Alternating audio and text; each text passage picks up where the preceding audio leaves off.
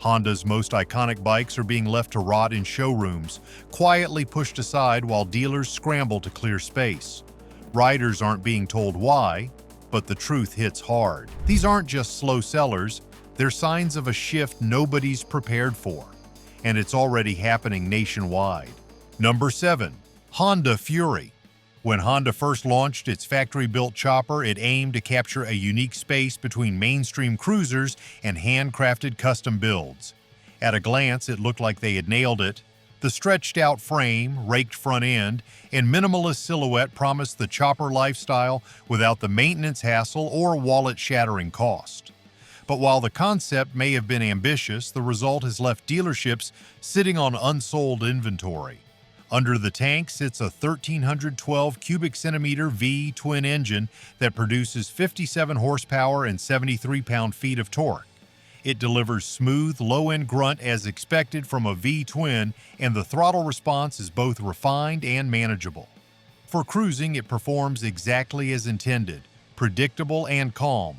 But that smoothness is also part of the problem. Riders looking at a chopper want a certain edge, a little rebellion in the way the bike sounds, feels, and rides. The Fury, by comparison, feels overly engineered.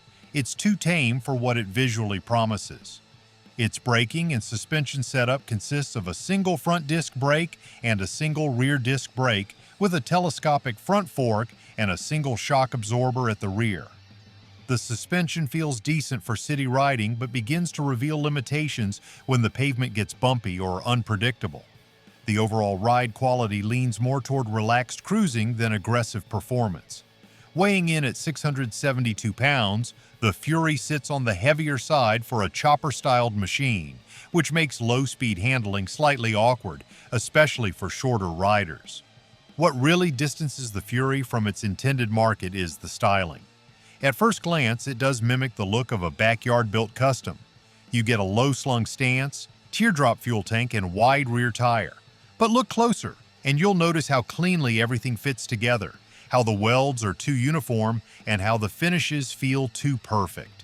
This may sound like praise in another context, but in the world of choppers, that perfection backfires.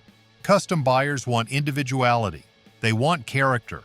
The Fury's visual polish makes it feel like a factory-made impersonation of something that's supposed to be raw and personal. Even more telling is the exhaust note. Where riders expect a snarling bark or deep loping rumble, the Fury produces a muted tone that lacks personality. There's very little visceral feedback from the engine and exhaust, and for those who ride choppers, not just for transport but for attitude, that's a deal breaker. It's not that the Fury is a bad bike, it's simply not what most chopper fans are actually looking for. With a starting price of $10,499, the Fury competes directly with stripped-down cruisers from other brands that offer more rawness, customization potential, and brand identity. Meanwhile, in the used market, buyers often look to custom Harley-Davidsons or even older Shadows and VTX that feel more authentic. And that leaves the Fury stranded in the middle. Not quite custom enough for chopper fans and not versatile enough for the average cruiser buyer. And if the Fury felt too niche, the next Honda on this list struggles with the exact opposite problem. No clear identity at all. If you're wondering why dealers are quietly pushing these bikes out the door, it's because they know you're finally paying attention. Like and subscribe now. This is research they hope you'll never see. And leave your thoughts in the comments below. Number 6. Honda CTX 1300. Honda had high hopes for this machine when it first rolled it out. Designed to bridge the gap between a traditional cruiser and a long-distance touring motorcycle, the CTX 1300 was supposed to capture riders who wanted both comfort and performance without compromise. But in reality, it landed in a no-man's land, neither appealing to loyal cruiser fans nor winning over the touring crowd. From the moment it hit the showroom floors, the bike left buyers scratching their heads. The styling was bold, maybe even too bold, with a design that leaned heavily into modern lines rather than the timeless looks that many long-distance riders tend to favor. Underneath that polarizing bodywork lies a 1,260 cubic centimeter V4 engine that delivers 83 horsepower and 78 pound-feet of torque. Those numbers sound solid, but when weighed against the CTX's size and segment, they fall short of what many riders expected. This isn't the kind of engine that urges you to twist the throttle and head for the horizon. Instead, it's smooth and quiet, almost too polite for a bike that's supposed to offer grand touring capability. The throttle response is soft, and the acceleration lacks the punch needed to inspire confidence when passing vehicles or tackling elevation changes during long rides.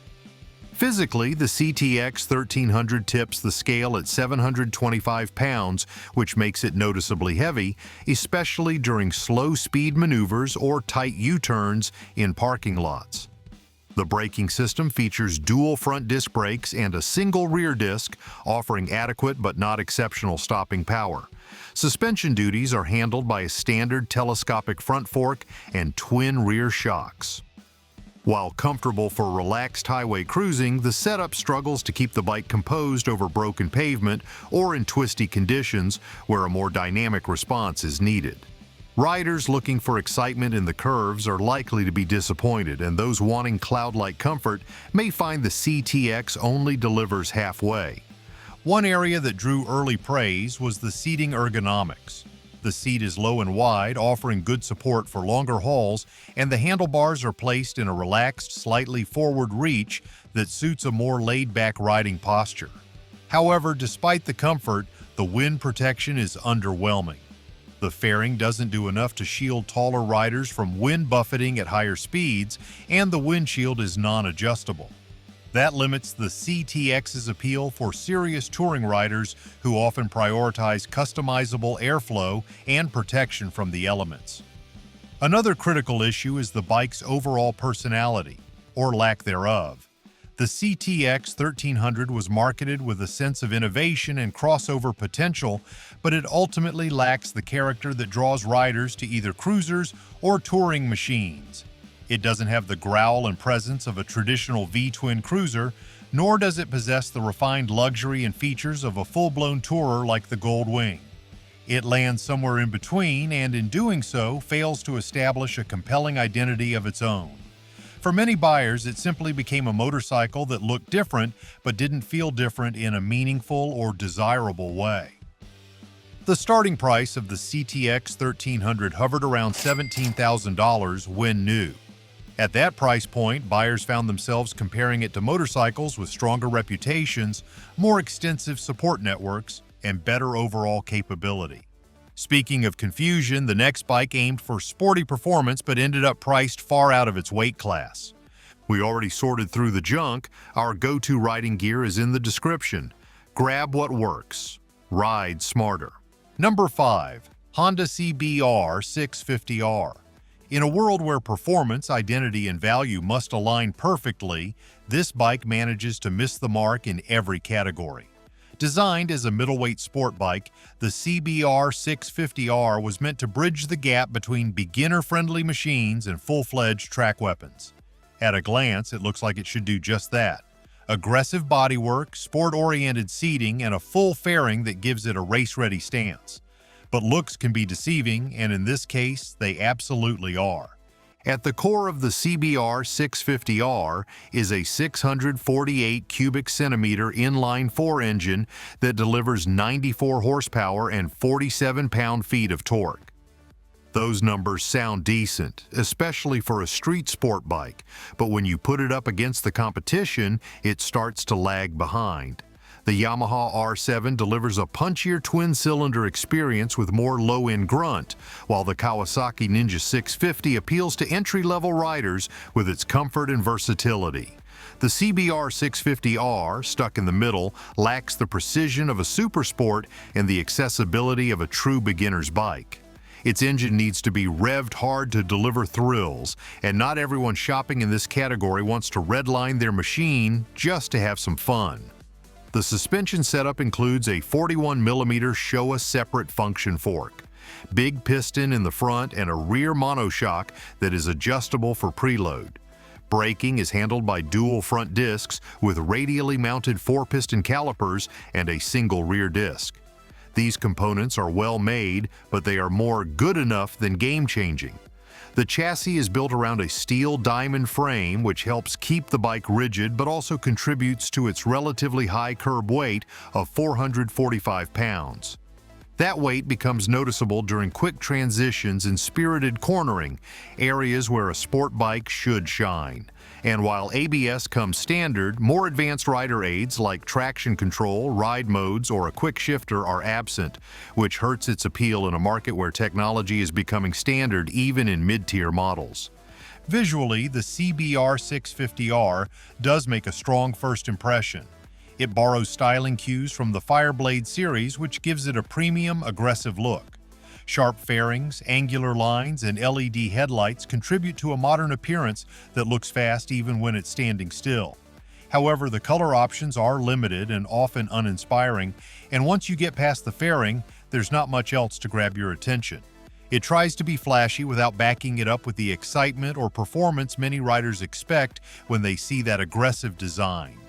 Comfort-wise, the bike is more forgiving than a full Super Sport, but that's a low bar. The seating position is still forward-leaning, with clip-on handlebars that can cause wrist fatigue on longer rides. The foot pegs are high enough to provide ground clearance in corners, but make daily commuting less enjoyable. For short bursts of canyon carving, it works. For extended weekend rides or daily commutes, not so much. Riders often find themselves wanting either more comfort or more edge, and the CBR 650R delivers neither. Priced at $9,949, it lands in an awkward financial bracket. It is more expensive than some naked bikes and beginner-friendly sport models, but lacks the excitement and equipment of higher-end machines. Riders with this budget can either spend a little less for more practicality or spend a little more for a true upgrade in performance and technology. That leaves the CBR 650R as a kind of showroom orphan, well-made, good-looking, but lacking a clear purpose. If you think this sport bike has it rough, the next machine is even more surprising. A commuter-focused Honda that was supposed to be bulletproof, but riders just aren't biting. Number 4. Honda NC 750X.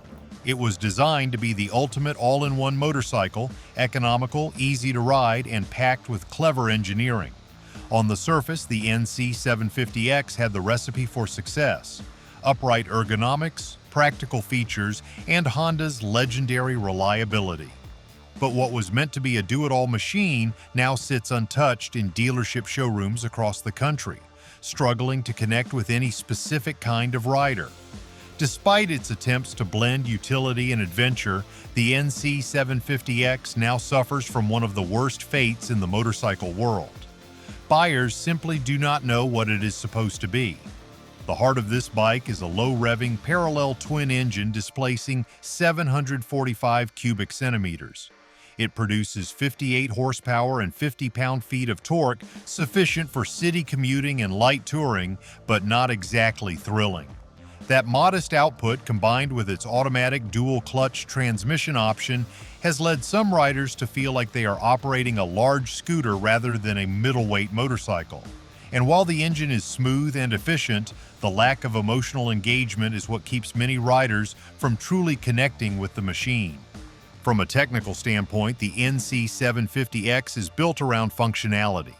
It weighs 470 pounds and features a steel diamond frame for rigidity and durability. The braking system includes a single front disc with a 2-piston caliper and a rear disc with a single piston caliper, paired with standard anti-lock braking for added safety. The front suspension uses a 41mm telescopic fork, while the rear is a Pro-Link monoshock with spring preload adjustability.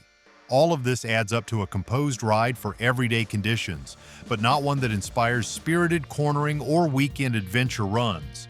Ground clearance and suspension travel are also limited compared to true dual sport or adventure bikes, making this model best suited for tarmac over trail. One of the most unique features of the NC 750X is its faux fuel tank, which actually houses a large storage compartment. This design choice frees up space and offers real-world convenience, allowing riders to store a full-face helmet or groceries without needing to add aftermarket luggage. The real fuel tank is located under the seat, helping lower the center of gravity and improving stability.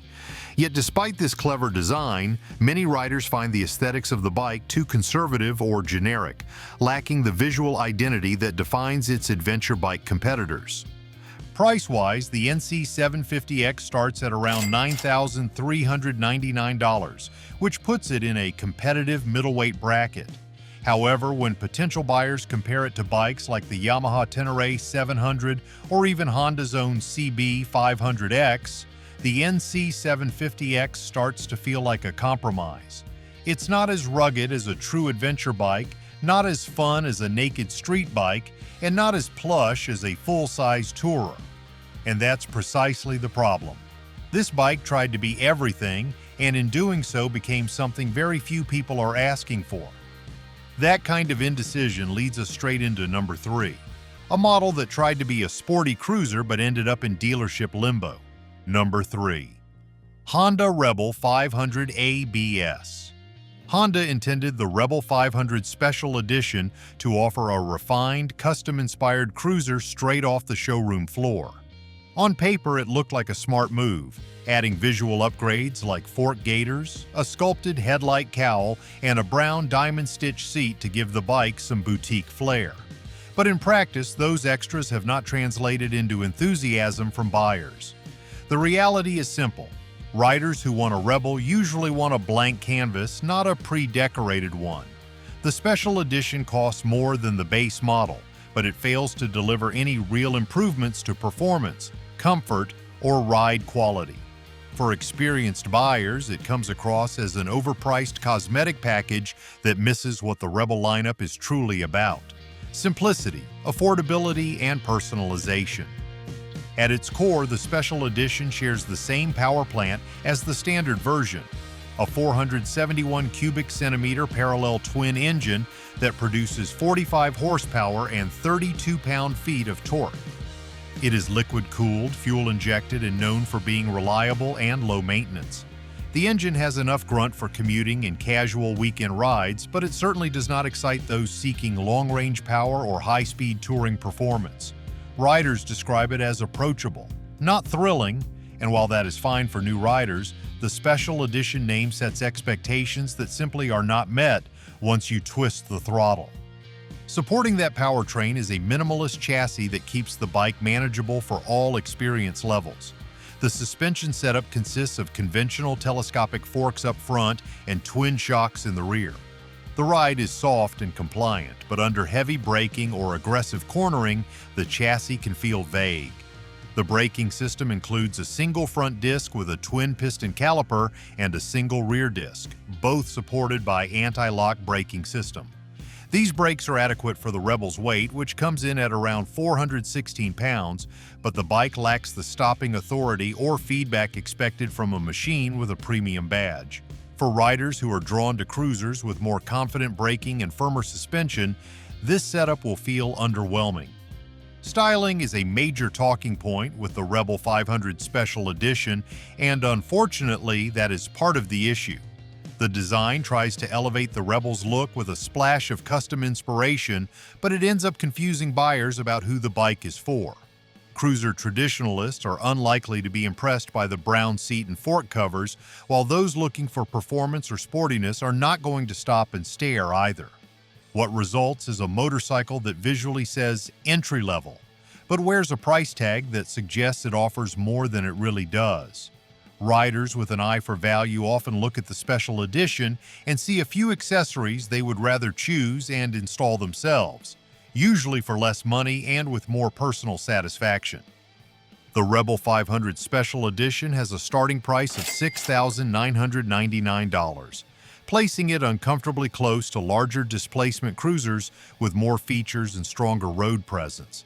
It may be marketed as a style upgrade, but in a segment where authenticity and performance matter, that upgrade feels mostly superficial. But even the Rebel 500 does not struggle as much as this next model, which was once hailed as Honda's performance naked bike king. Dealers thought these bikes would quietly vanish. 15 minutes in, and you're still here. So don't let this research go to waste. Subscribe now and ride smarter. Number 2. Honda CB 1000R.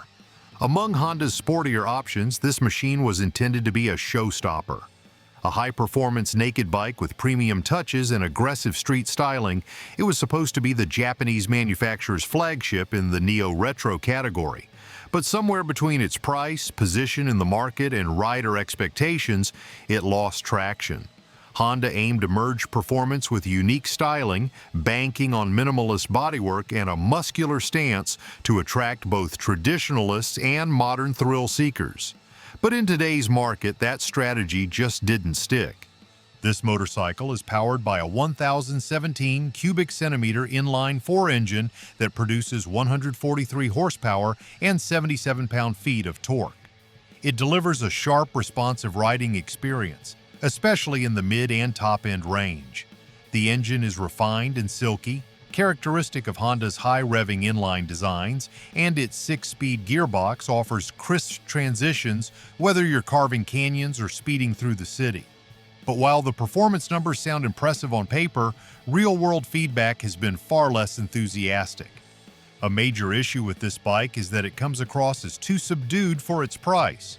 It lacks the auditory drama of a V-twin or the brutish personality found in competing models. Riders expecting a raw, visceral experience from a naked sport bike are often disappointed by how muted and over-engineered this one feels. There is no throaty growl, no mechanical aggression, just a clean, clinical performance that fails to excite. For riders who value character as much as speed, this lack of sound and fury is a deal-breaker. Despite being positioned as a premium machine, the electronics package is surprisingly underwhelming. It features ride-by-wire throttle, selectable riding modes, and traction control, but misses out on modern touches like cornering ABS, cruise control, or a quick shifter as standard. The digital dash is functional but unremarkable. At a time when competitors are pushing boundaries with integrated connectivity and adaptive rider aids, this model feels stuck in a previous generation. On the physical side, the bike tips the scale at around 472 pounds. It uses fully adjustable Showa-separate function big piston forks up front and a single Showa rear shock. The suspension setup does provide a solid balance between comfort and aggression, soaking up imperfections without feeling too floaty or too stiff. Braking duties are handled by dual radial-mounted 4-piston front calipers gripping 310mm discs and a single rear disc with a single piston caliper. Stopping power is firm and progressive, instilling confidence in aggressive riding scenarios. Its ergonomics lean slightly forward without being punishing, offering a comfortable enough posture for short touring stints or daily use. However, taller riders may feel cramped, especially with the slightly rear-set foot pegs. The seat is narrow and stiff, which becomes noticeable after about an hour in the saddle. Combined with the lack of wind protection, this makes the bike less than ideal for extended highway use. Then there's the price. Starting at around $12,999, this motorcycle finds itself in dangerous territory. For just a little more, buyers can jump into the world of Ducati, Aprilia, or even a fully loaded Yamaha MT-10. And those bikes come with more features, better electronics, and in some cases, far more character. In contrast, this one feels like a refined, polite option in a segment that thrives on boldness, raw edge, and risk. And if you think that's bad, our number one bike might be the most shocking of all, because it's a model you'd think would fly off the shelves. Number 1. Honda Goldwing DCT Tour. For decades, the Goldwing has been a symbol of long-haul comfort, engineering excellence, and luxury on two wheels. It earned its place in the hearts of American riders not just for what it offered in terms of features, but for how effortlessly it delivered a full touring experience. The most recent version of the Goldwing Tour, equipped with the dual-clutch transmission, continues that tradition, with more tech and refinement than ever before, but that comes at a cost that's leaving many would-be buyers hesitant. At its core is a horizontally opposed 6-cylinder engine displacing 1,833 cubic centimeters. It produces 125 horsepower and 125 pound-feet of torque. Those numbers are strong and the engine delivers its power smoothly thanks to Honda's advanced fuel injection and ride-by-wire throttle system. The dual-clutch transmission, a defining feature of this model, offers clutchless shifting in both manual and fully automatic modes, providing seamless power delivery during both highway cruising and urban riding. However, the DCT system has alienated many of Honda's most loyal touring riders who still prefer the mechanical engagement of a traditional manual gearbox. When it comes to comfort, the Goldwing Tour DCT leaves very little to complain about on paper. It includes a heated seat and grips, an electric windscreen, navigation, Apple CarPlay and Android Auto integration, and electronically adjustable suspension. The front uses a double wishbone suspension design rather than a traditional telescopic fork, which reduces fork dive under braking and makes the ride feel like floating over the pavement. The rear monoshock is electronically controlled and preload adjustable, optimizing comfort based on load and riding conditions. For braking, the Tour uses dual front disc brakes with 6 piston calipers and a single rear disc, all governed by a combined anti-lock braking system. These features make the Goldwing one of the most technically advanced touring motorcycles ever made. Despite all this, the total package weighs in at 879 pounds. That's a lot of weight for any rider to handle, especially when backing it out of a garage or maneuvering in a parking lot. While the weight contributes to highway stability, it's undeniably a challenge in tight spots. The bike's low seat height of 29.3 inches helps somewhat, but the sheer size of the machine can be intimidating. The design language has also become more modern and aggressive compared to past models, with sharper bodywork and a more compact trunk. Some say too compact, since the storage volume is significantly less than older generations. Another sticking point is that Harley-Davidson has made major strides in recent years with its Road Glide Limited and Ultra Limited touring models. Both offer comparable features, traditional styling, and a visceral V-twin character that resonates deeply with the older cruiser crowd. Combine that with the resurgence of full-dress American touring bikes and more affordable options like the Yamaha Star Venture, and the Goldwing finds itself wedged into a smaller and smaller buyer pool. On top of that, many veteran Goldwing owners are keeping their older models rather than trading up. The earlier 6-cylinder models from the 2008 to 2017 range still offer impressive reliability, comfort, and resale value, without the added complexity and cost of the DCT system or new infotainment suite. These aren't just motorcycles, they're warning signs. Comment below if you've seen these on showroom floors collecting dust. Like and subscribe for more videos like these.